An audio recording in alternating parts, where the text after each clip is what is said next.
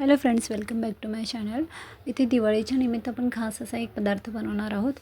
इथे मी 100 ग्रॅम मकाणे घेतले आहेत, 100 ml गाईचं तूप, 100 ग्रॅम गूळ घेतला आहे, 50 ग्रॅम बदाम आणि 50 ग्रॅम पिस्ता घेतला आहे। तसंच 100 ग्रॅम इथे आपण बारीक रवा घ्यायचा आहे। ठीक आहे, गॅसची फ्लेम ऑन करून आपल्याला इथे पॅन गरम करून घ्यायचा आहे। पॅन गरम झाल्यानंतर तिथे 1 छोटा चम्मच आपल्याला गाईचं तूप ॲड करून घ्यायचं आहे आणि ते सगळीकडे पसरवून घ्यायचं आहे। त्यानंतर आपण जे मकाने घेतलेले आहेत ते त्यामध्ये आपण थोडे थोडे ॲड करून त्याला चांगलं हलकंसं रोस्ट करून घ्यायचं आहे। सगळे असे ॲड करून घ्यायचे आणि त्याला रोस्ट करायचं आहे। ठीक आहे,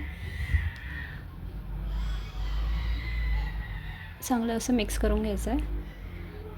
त्यानंतर ते रोस्ट झाल्यानंतर त्याला प्लेटमध्ये काढून घ्यायचं आहे आणि त्याची छान अशी पावडर तयार करून घ्यायची आहे।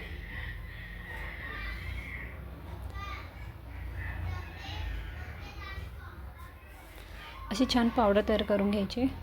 थोडं थोडं करून आपण सगळी पावडर तयार करून घेणार आहोत।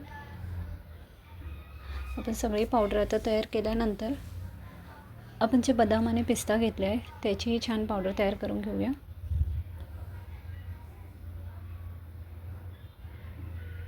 याची आपण एक फाईन पावडर तयार करून घेऊ।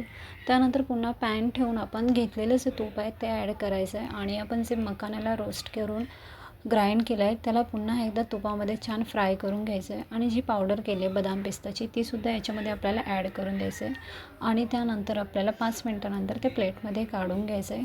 आणि जो आपण रवा घेतला आहे तो थोडासा आपल्याला हलकासा भाजून घ्यायचा आहे, कचकच नाही लागणार त्यासाठी।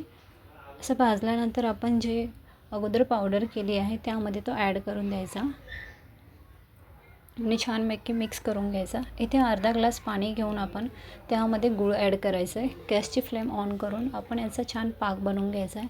साधारण याचं निम्मे म्हणजे अर्ध आपल्याला करायचं आहे आणि तो पाक जो आहे ते आपण केलेलं जे सारण आहे त्यामध्ये चांगल्या प्रकारे मिक्स करून घ्यायचं आहे। ते गरम असतानाच आपल्याला छान चम्मचने मिक्स करून घ्यायचं आहे। थोडंसं कोमट झाल्यावर आपल्याला हाताने त्याचे लाडू वळून घ्यायचे आहेत, छान असे लाडू बनवून घ्यायचे आहेत।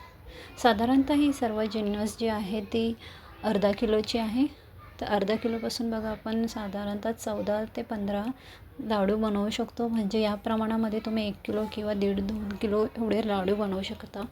मग इथे छान असा सुंदर हेल्दी असा लाडू तयार आहे। थँक्यू।